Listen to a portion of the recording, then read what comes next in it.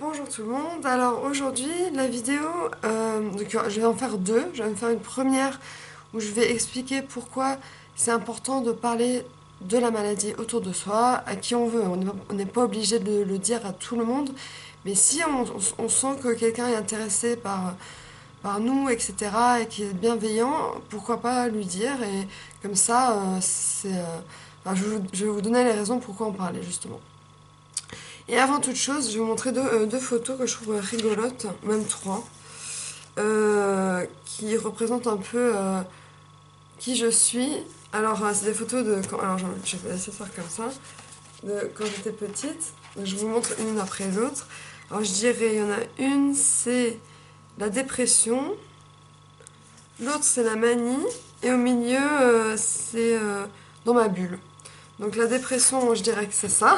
Donc j'étais petite, hein, je ne sais pas quel âge j'avais, mais voilà. Ça pour moi, c'est la dépression. Ça, c'est la manie, un peu, je fais n'importe quoi. Je regarde ailleurs, je suis dans la lune. Et enfin, dans ma bulle, dans mon monde, laisse-moi tranquille, voilà. Et je trouvais ces photos marrantes. Alors, je les ai posées comme ça sur mon bureau. Je les trouve marrantes. C'est ma famille, on fait beaucoup de photos. J'ai un meuble rempli de photos de quand on était petite avec ma sœur. J'ai des vidéos, des cassettes. Enfin, j'ai des milliards de. Et puis même moi-même sur les réseaux sociaux, sur Instagram, j'ai presque 2000 publications. Sur Facebook, presque 5000. Enfin, on est des gens dans notre famille on prend beaucoup de photos, beaucoup de vidéos. Donc du coup, on a beaucoup de souvenirs. Donc voilà, ça c'était juste une petite parenthèse. Maintenant, je vais expliquer pourquoi parler de la bipolarité le plus possible. Enfin, pour moi. Les raisons pour lesquelles je pense que c'est une bonne idée. Après, ça peut être une mauvaise idée, je sais pas, c'est à vous de voir. Donc j'ai trois raisons pour lesquelles il faut en parler. Première raison, c'est pour déstigmatiser la maladie. C'est-à-dire qu'on arrête de nous juger. Par exemple, un diabétique, on va pas lui dire prends pas ton insuline, ça te sert à rien, fais du sport. Nous, c'est l'inverse, on nous dit prends pas tes médocs, ça te sert à rien. Alors que c'est exactement pareil. Si je prends pas mes médocs, moi je me défenestre ou je prends des médocs pour me suicider. Donc c'est exactement pareil. Donc je dois prendre le médicament pour survivre et pour vivre. Donc c'est très important de faire comprendre aux gens que c'est une vraie maladie. Et la déstigmatiser, vraiment. Voilà. Deuxième raison, c'est se libérer. Voilà. On a envie d'en parler, le garder. Alors, on en parle au psy, on en parle à nos parents, peut-être à nos amis, mais d'en parler parfois en soirée, un peu de la maladie si on s'y connaît un peu, parler de ce que ça fait, expliquer aux autres ce que c'est. Et vraiment, je rigole pas, à petite échelle, j'ai réussi à rendre les centaines de personnes autour de moi que je connais connaître la maladie bipolaire. Et c'est à petite échelle, c'est des centaines de personnes, c'est déjà bien. Donc, c'est se libérer, c'est sortir de soi quelque chose qui nous ronge. Et parfois, la psy, on lui parle, ok, mais on a oublié de lui dire quelque chose. Donc, de parler aux gens, ça nous libère, ça nous enlève un poids. Et puis en plus, la troisième raison, c'est, voilà, on apprend aux gens qui ne savent pas ce que c'est la bipolarité, ou les maladies mentales, le borderline, l'anorexie, la boulimie, je pense pas que les gens sachent vraiment ce que c'est. Surtout la schizophrénie, qui disent tous que c'est un dédoublement de personnalité, alors que c'est plutôt un état paranoïaque hallucinatoire. Donc les gens sont complètement à la ramasse à cause des médias. On en parle nulle part. Donc moi, je veux communiquer à la télé, dans les radios, partout. Comme en France, là, je vois que ça marche pas trop, c'est un peu compliqué. J'ai traduit mon livre, là, il est en train d'être relu pour voir s'il y a pas, si ça va, s'il est bien écrit en anglais.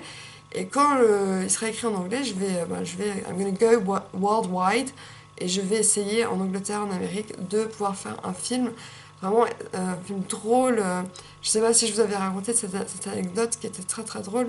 Donc on était à l'hôpital psychiatrique, on attendait la collation du soir, et il y avait ce monsieur qui parlait jamais, qui est en chaise roulante, et d'un coup il dit c'est long quand même. Et du coup, ça nous a lancé un fou rire parce qu'on était tellement fatigués nerveusement dans l'hôpital psychiatrique. On pleurait de rire, tellement c'était drôle. Donc, moi, je veux voir ça dans un film. Je crois que je l'ai déjà dit d'ailleurs dans une vidéo. Et c'est des choses comme ça que je veux voir montrer. Bon, à l'hôpital psy, il n'y a que des jeunes, il n'y a que des jeunes super cool. C'est pas du tout comme on imagine les camionnettes de force. J'ai demandé à des gens comment tu vois l'hôpital psychiatrique? Et pas l'asile, hein, on dit plus l'asile, l'hôpital psychiatrique. Ils me disent les camisoles de force, des cris, et tout ça. Je dis, bah, c'est 1% de l'hôpital psychiatrique, ça. Le reste, c'est des infirmiers qui sont adorables, des médecins qui sont à l'écoute, des gens que tu rencontres qui sont hors normes et qui te marquent à vie, des fous rires interminables. Enfin, franchement, ça n'a rien à voir avec ce qu'on peut imaginer. Et j'ai envie de montrer ça dans un film. Donc, si quelqu'un m'entend en France pour faire un film en France, ce serait bien, mais je pense que c'est impossible apparemment, parce qu'en France, c'est hyper fermé quand même le monde des médias et cinéma. Alors qu'en Angleterre, je pense que j'aurais plus mes chances, comme je suis à moitié anglaise. Donc voilà, j'ai dit plein de choses, mais en tout cas, il faut en parler. Enfin, seulement si vous vous sentez d'en parler. Hein. Si vous ne voulez pas en parler, n'en parlez pas. Moi, je pense que c'est une bonne idée, mais seulement avec des gens bienveillants, pas tout le monde. Hein. Vraiment, si vous sentez que vous vous entendez bien une soirée avec quelqu'un et vous voulez en parler, ça lance une discussion. Comme j'ai eu une discussion sur Dieu l'autre jour et j'ai dit que Jésus était schizophrène. Enfin bref, genre, tu peux avoir n'importe quelle discussion en soirée, bah là, c'est un sujet de discussion, voilà. Et puis en plus, on apprend aux gens ce que c'est la bipolarité. Donc voilà. Euh, Dites-moi en commentaire si vous en parlez autour de vous. J'ai une amie qui me parle sur Messenger, donc je fais un petit coucou. Elle se reconnaîtra, elle m'écrit beaucoup et elle m'a dit que grâce à moi, elle arrive à en parler autour d'elle. Et ça me fait vraiment chaud au cœur de savoir que grâce à mes vidéos, il y a des gens qui arrivent à en parler parce qu'il faut en parler. Il faut plus que ce soit tabou et il faut que les gens sachent ce que c'est vraiment, qu'on en parle, qu'on arrête de nous dire arrêtez les médocs, etc. Genre, je n'en peux plus, je sature.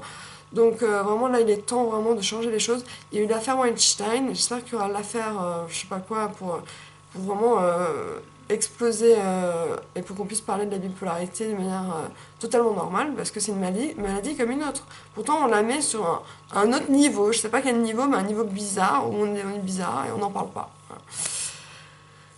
Comme les séropositifs, on n'en parle pas non plus. Bah, les pauvres, bah non, on n'en parle pas non plus. C'est tabou, c'est tabou. Bah, voilà, il y a plein de choses qui sont tabous et qui ne devraient pas être tabous. Voilà. Bisous.